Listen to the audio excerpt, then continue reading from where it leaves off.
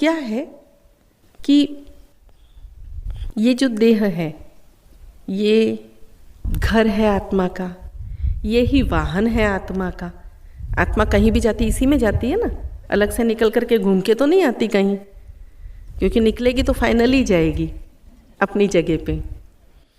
तो देह ही उसका वाहन है, देह ही उसका घर है, सब कुछ तो देह है। और जब तक है हम नहीं जानते ना हम कब तक जीने वाले हैं, क्या है। तो यानी इस वाहन का उपयोग कितने दिन होने वाला नहीं पता, इस घर का उपयोग कितने दिन होने वाला है नहीं पता। तो इस घर को अच्छे से रखो। हमें ध्यान करने में, बैठने में तकलीफ होती है, इसका मतलब है हमें थोड़े व्यायाम की ज़रूरत है, हमें थोड़े मतलब बॉडी को एक्टिविटी की ज़रूरत है। तो हमेशा मेरे पिताजी कहा करते थे, कहते हैं, आज भी कहते हैं, बहुत सारी चीज़ों में पिताजी हमेशा एग्जाम्पल देंगे ना तो हमेशा मज़दूरों का देंगे, हमेशा।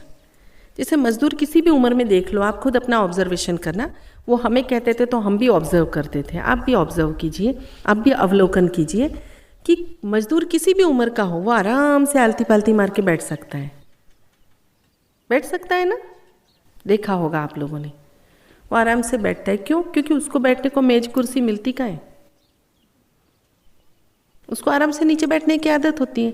तो यदि वो ध्यान करने बैठेगा तो आराम से बैठ सकेगा, उसकी कभी घुटने कहेंगे नहीं कि अरे अब उठ, कभी कमर कहेगी नहीं टिकने को कुछ चाहिए। तो कहने का मतलब कि हमारे शरीर को एक्सरसाइज की, व्यायाम की ज़रूरत है, इसीलिए हाथ पैर अकड़ जाते हैं और हम लंबे समय तक बैठ नहीं पाते। फिर हमारे शरीर को स्वस्थ रखना है तो हमें स्वस्थ भोजन करना चाहिए, अच्छा भोजन करना चाहिए, संतुलित भोजन करना चाहिए। क्या होता है, तरह तरह की पुस्तकें आती रहती बाज़ार में, तरह तरह की, साधकों में भी चलते रहते हैं कुछ कुछ बातें, पहुंचती हैं मुझ तक भी। कई लोग वो पुस्तकें मुझे भी देते हैं और साधक तो बेचारे क्या क्या नहीं देते मुझे। उनको लगता है पता नहीं मेरे को क्या क्या प्रॉब्लम्स हैं, पता नहीं, ऐसा मतलब मेरे बारे में सोचते रहते। दिखती भी हो ना, कभी कभी ऐसे ऐसे चलती हो ना, डक की तरह, वो बतख चलता है ना ऐसे ऐसे, मैं भी चलती हूँ ऐसे ऐसे। उनको लगता पता नहीं गुरु माँ को क्या क्या तकलीफ है, लेकिन सच में मेरे को कोई भी तकलीफ नहीं है। ये मैं इसलिए बता रही हूँ क्योंकि कई बार लोग मुझे दवाइयाँ भी भेजते हैं। वो सोचते हैं मेरे को शायद बीपी की प्रॉब्लम होगी, कोलेस्ट्रॉल की प्रॉब्लम होगी, तो इसलिए वो मुझे उसकी भी दवाइयाँ भेजते हैं। वो एस्प्रिन तक भेजते हैं कि वो एस्प्रिन शायद बीपी या कोलेस्ट्रॉल वालों को रेगुलर लेनी पड़ती है, उससे खून पतला रहे थोड़ा, तो कहीं अवरोध ना हो। लेकिन मुझे ऐसी कोई प्रॉब्लम ही नहीं है, क्योंकि मैं हर 6 महीने में अपनी रिपोर्ट निकलवाती हूँ। मैं सिर्फ आप लोगों को नहीं बोलती हूँ कि अपने अंदर को जानो, अपने शरीर को भी जानो कि हम कितने बीमार हैं, हम कितने स्वस्थ हैं। मैं खुद को भी जानती रहती हूँ। वो इसलिए जानने की ज़रूरत है कि भाई हमारे शरीर में यदि कोई बिगाड़ आया है तो हमें पता चलेगा, तो हम उसके अनुसार रह सकते हैं। उसके अनुसार उसको ठीक करने के लिए क्या करना चाहिए वो जल्दी से जल्दी किया जा सकता है। क्योंकि इस घर में आत्मा कितने समय तक रहेगी वो तो ऊपर वाला जाने। तो भाई जब तक रहे तब तक ये घर ठीक भी तो होना चाहिए ना, वो टूटा फूटा घर तो नहीं चलेगा ना। तो उसके लिए जो करना है मैं हमेशा करती रहती हूँ। इसलिए मुझे पता है कि मुझे कोई कोलेस्ट्रॉल की प्रॉब्लम नहीं है, लिपिड प्रोफाइल में सारा बैलेंस है, सब ठीक है। एक ही प्रॉब्लम है वज़न की, और वो भी ठीक हो रहा है, ईश्वर की दया से वो भी ठीक हो रहा है, वो भी कम हो जाएगा।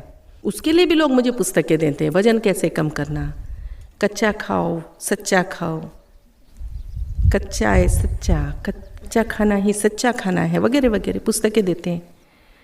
लेकिन मुझे इतने अच्छे अच्छे साधक भी मिले जो इसके बारे में अपने एक्सपीरियंस भी शेयर करते हैं। तो ऐसे ही एक साधिका ने पत्र लिख करके बताया, क्योंकि उसके भी हाथ में ऐसी कोई पुस्तक लगी और उसने उसके अनुसार करना शुरू किया। यह मैं आपसे क्यों बांट रही हूँ, क्योंकि अनुभूति बांटने से यदि कहीं आपको लाभ होता है तो आप भी उस चीज़ का लाभ ले सकते हैं। मेरे पास शायद एक ही पुस्तक के 3-4 पुस्तकें आई, मतलब सेम एक जैसी। तो मैंने शुरुआत में आई, मैंने इधर लाइब्रेरी में रख दी, फिर आई, फिर ऐसे अलग अलग जगह रख दी। मैं अपने मन से उसके साथ में बिल्कुल भी मैच नहीं हो रहा था, क्योंकि उसमें कहा था कच्चा भोजन ही सच्चा भोजन है। और सफ़ेद चीज़ें नहीं खानी चाहिए और समथिंग लाइक दैट। वो मेरे को बिल्कुल मन में जम नहीं रहा था, क्योंकि एक पहली चीज़, मैंने न्यूट्रिशन पढ़ा है, फूड एंड न्यूट्रिशन मेरा सब्जेक्ट रहा है, और अहंकार के तौर पे नहीं बता रही हूँ, लेकिन ऐसे ही बता रही हूँ कि उसमें मैं यूनिवर्सिटी में सेकंड आई थी पोस्ट ग्रेजुएशन में। तो अपने एजुकेशन के तौर पे भी मैं अंदर से कंफर्म थी कि वो बिल्कुल गलत बात है। उसके बाद में मैंने बहुत सारे लोगों से चर्चा भी की, उसमें से एलोपैथी वाले भी थे, उसमें से ये पैथीज इसलिए बता रही हूँ क्योंकि ये सारी चिकित्सा प्रणालियाँ हैं, तो वो होम्योपैथी वाले भी थे, आयुर्वेद तो मेरा प्रिय है। ऐसे बहुत सारे लोग थे जिनसे मैंने चर्चा की। मैं खुद जानना चाहती थी, मेरा अपना ज्ञान अपनी जगह है, लेकिन इसके अलावा भी सबसे चर्चा की, तो उसका एक बहुत अच्छा सा रिज़ल्ट मेरे सामने आया। तो वो रिज़ल्ट क्या है वो आपको बताती हूँ। और एक जो साधिका ने जो बता रही थी, अधूरा नहीं छोड़ती हूँ, एक साधिका ने अपना अनुभव भेजा, उसके बाद में ये जो चर्चा की बात थी वो कहती हूँ। उस साधिका ने उसी पुस्तक को पढ़ करके कुछ अपनाया और उसने भी उसी की तरह से करना शुरू किया। उसमें कुछ था शायद सुबह 10-11 बजे तक कुछ मत खाइए, उसके बाद में आप कच्चा खाइए, उसके बाद में फिर कुछ ऐसा खाइए वैसा खाइए, जो भी था उसने वैसे ही करना शुरू किया। और उसने ऐसे करते करते कंटिन्यूस 2 साल या 3 साल किया, और उसके बाद में उसके बॉडी में जो डैमेज हुआ है वो ठीक होने में सालों लगेंगे, वो अभी भी ठीक नहीं हो पाई। तो इसलिए यदि आप ऐसा कुछ कर रहे हैं तो मैं एक साधिका होने के नाते भी, और आप मुझे गुरु माँ कहते हैं उस नाते से भी कहूँगी कि सचमुच ऐसा कुछ मत कीजिए, ऐसा कुछ मत कीजिए। हमारी संस्कृति में हमारा भोजन बहुत अच्छा दिया हुआ है, हमें वो अपनाना चाहिए जो हमारी संस्कृति कहती है, क्योंकि संस्कृति ना पीढ़ी दर पीढ़ी चली आ रही है। और ये पुस्तकें आज की है, उनको जाकर के हमारे देश में आज भी विदेशों की तरह नहीं है कि कोई जाके चैलेंज करे कोर्ट में, और करोड़ों का जिस दिन इस तरह से कोई केस कर दे कि भाई मेरे को इतना बॉडी को नुकसान हुआ करोड़ों का, उस दिन जाकर के ऐसी पुस्तकें आना बाज़ार में बंद होंगी। तो ऐसी किसी पुस्तक पे मत जाइए।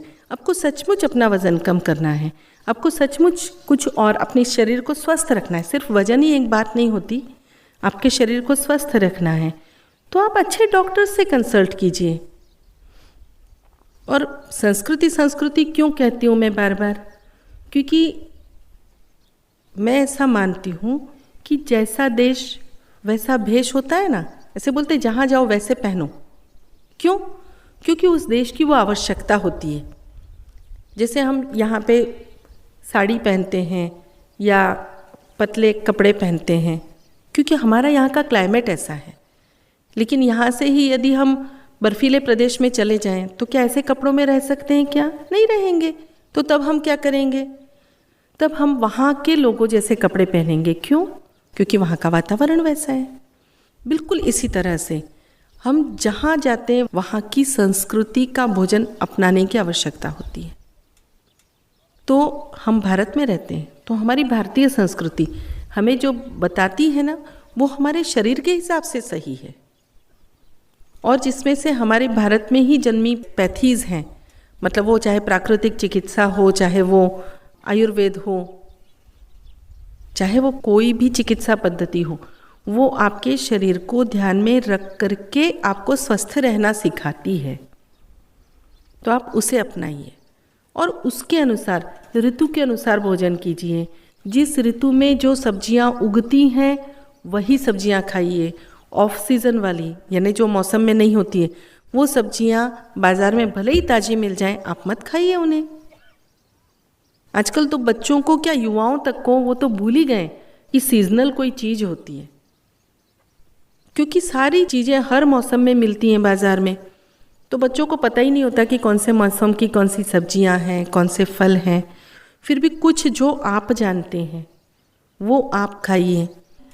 आश्रम का अभी हम लोगों ने बैठ करके मीटिंग करके ऋतु के अनुसार भोजन का बनाया है, तो उसकी सब्जियां और ये सब भी व्यवस्था करने के प्रयास करेंगे। शायद अगले 6 माह के अंदर निश्चित रूप से आपको मिल जाएगा कि आप चाहें तो आप भी यहाँ की आहार तालिका ले सकते हैं।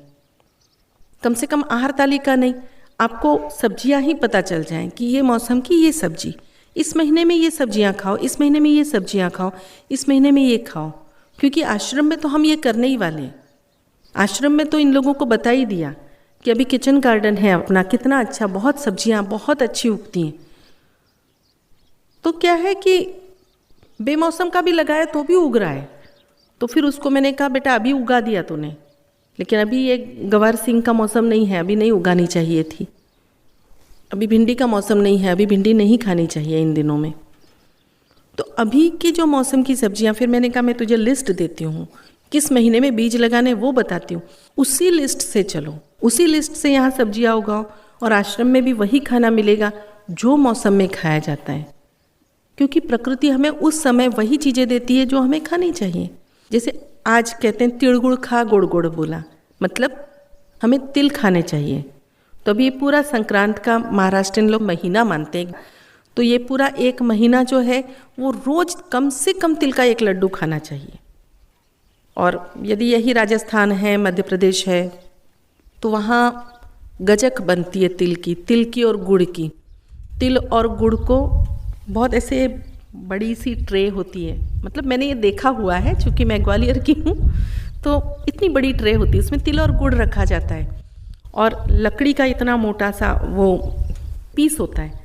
वो जैसे लुहार लोग नहीं ऐसे ऐसे ठोकते हैं, ऐसे ऐसे ऊपर खींचते हैं, पुली से वो खींचा जाता है और धप से गिरता है, तो कोई चीज़ कूटनी हो उसके लिए उसका उपयोग होता है।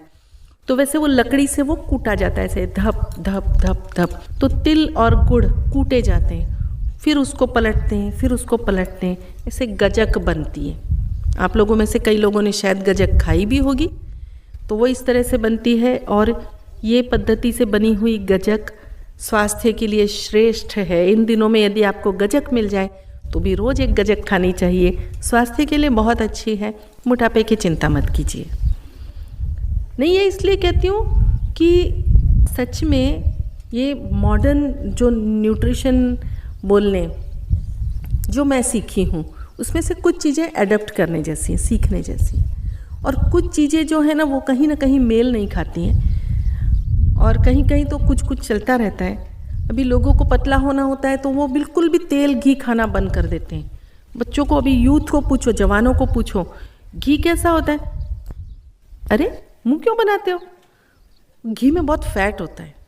अरे तेल में भी उतना ही होता है। न्यूट्रिशन के हिसाब से कहो तो घी और तेल इक्वल है, दोनों में से 9 कैलोरीज मिलती है 1 ग्राम में से। तो शुद्ध गाय का घी अच्छा होता है। और आप यदि साइंटिफिकली भी कहूँ, यदि आप तेल और घी खाना बिल्कुल बंद कर दें, यदि डॉक्टर ने बंद करवाया है तो बंद कर देना, हाँ। लेकिन यदि डॉक्टर ने बंद नहीं करवाया, यानी आपको कोई कोलेस्ट्रॉल की प्रॉब्लम नहीं, कोई वैसी नहीं, सिर्फ पतला होने के लिए घी तेल बंद करते हो, तो सावधान। क्यों सावधान?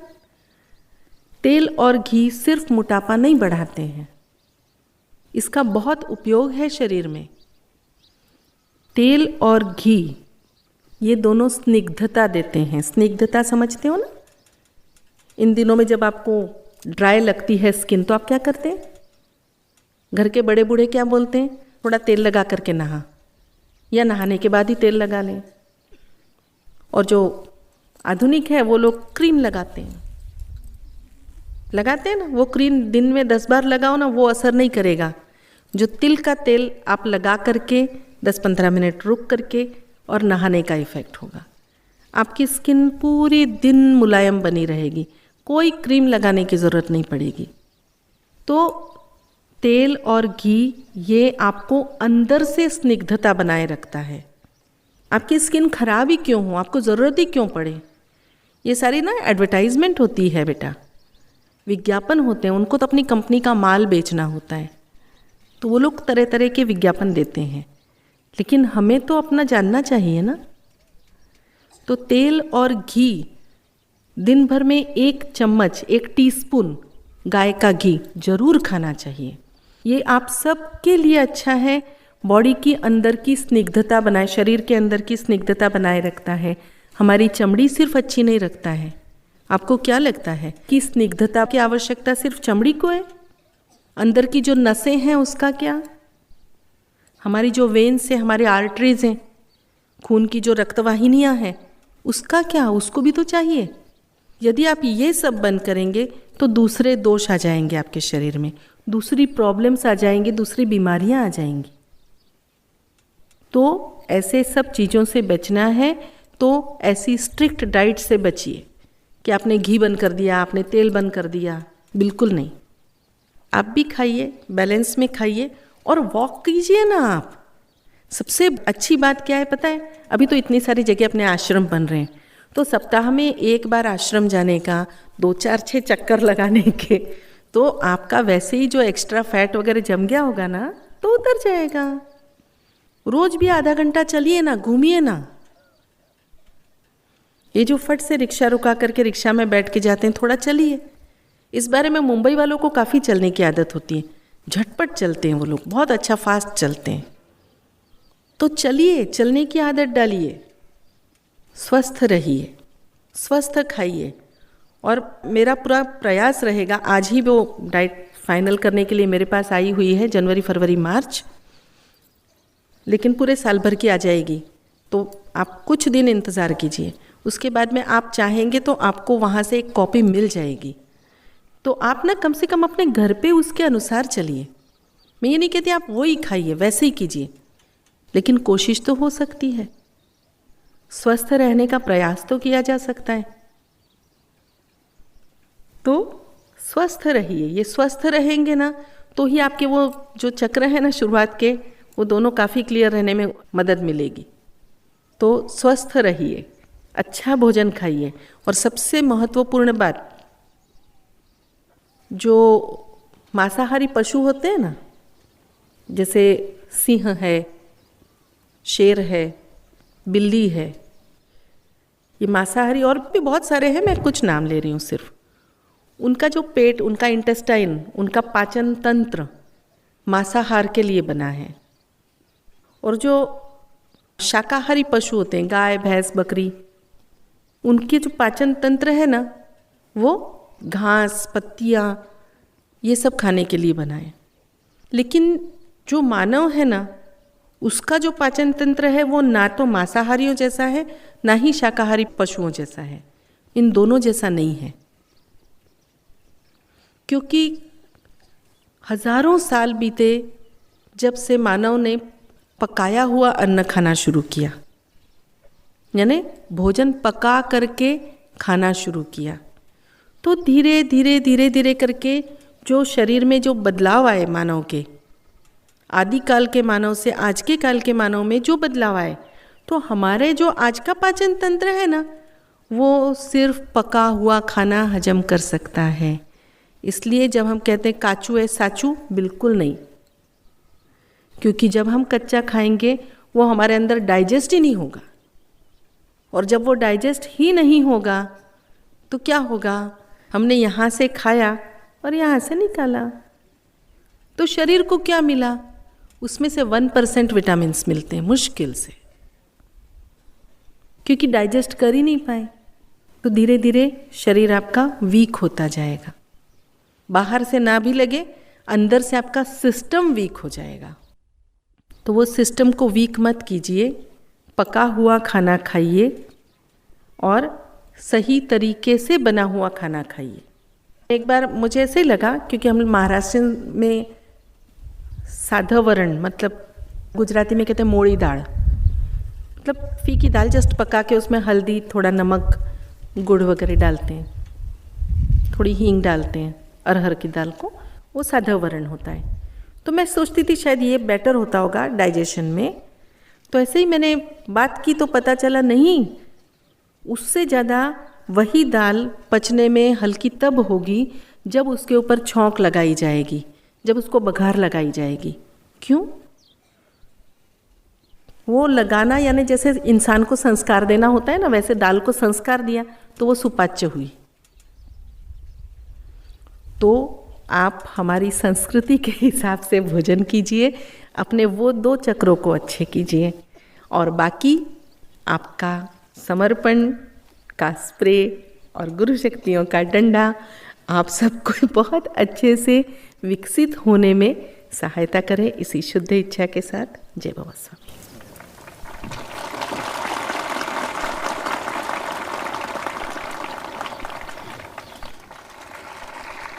मुझे एक बहुत अच्छी सी बात याद आई, इसलिए सॉरी, आपने धन्यवाद दे दिया फिर भी। क्या हुआ, एक दिन ना मैं ऐसे पेपर में पढ़ी हुई कोई कहानी थी, लेकिन मुझे बहुत अच्छी लगी, और चूंकि आज मकर संक्रांति का दिन है तो मुझे लगा ये बात आपको ज़रूर बतानी चाहिए, क्योंकि वो कहीं ना कहीं उससे भी जुड़ी हुई है, मकर संक्रांति से नहीं लेकिन एक भाव से जुड़ी हुई है। कि एक बौद्ध काल की बात है। एक बहुत धनाढ्य परिवार में वो जो सेठ जी थे वो भोजन करने के लिए बैठे थे, और घर में नवविवाहिता वधू थी, बहू आई हुई थी, वो बहू परोस रही थी खाना। उतने में बाहर से ना आवाज़ किसी ने दी, भिक्षाम देही भिक्षाम देही। तो वो नवविवाहिता, मतलब उस समय का ऐसा कल्चर था, ऐसी संस्कृति थी कि कोई भी जब भिक्षा मांगने आता था तो उसको बुला करके भोजन कराया जाता था बिठा करके। तो वो एकदम से जाने को थी, तो उसके ससुर जी जरा थोड़ा खुसट, थोड़ा कंजूस टाइप के थे, तो उन्होंने कहा नहीं नहीं कोई ज़रूरत नहीं है, चले आते हैं भिख मंगे कहीं के। तो वो नहीं गई। फिर से बाहर से आवाज़ आई, भिक्षाम देही भिक्षाम देही। तो उसने कहा पिताजी मैं उनको मना करके आ जाऊं? तो बोले हाँ ठीक है, जा तू मना करके आ। तो वो बहू बाहर गई।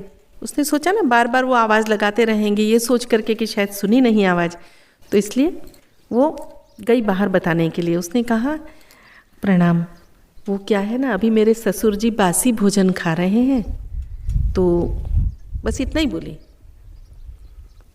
तो वो सब चले गए वहाँ से।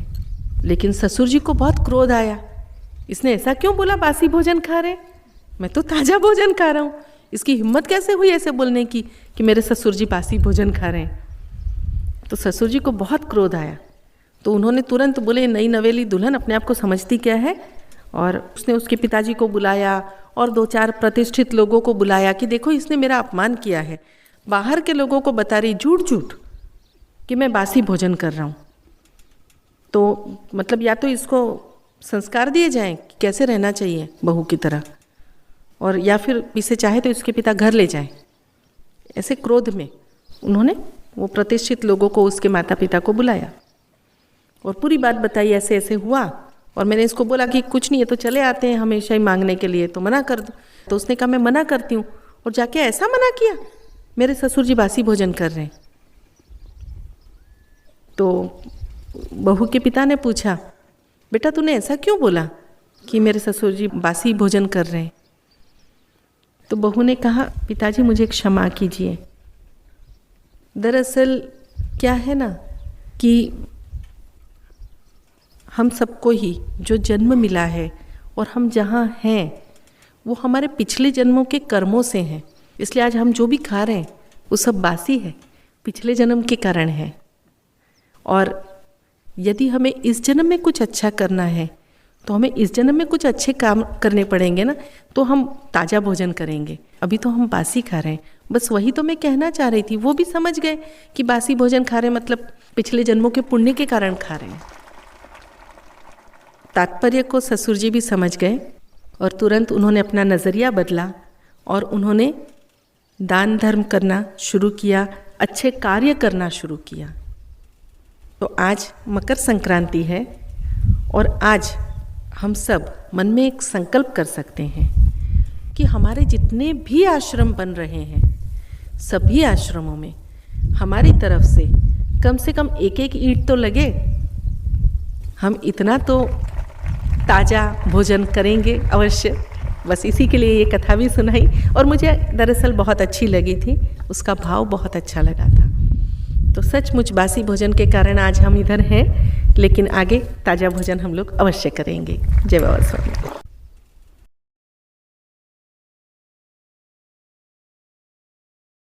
Thanks for watching. Like, Comments share, and subscribe.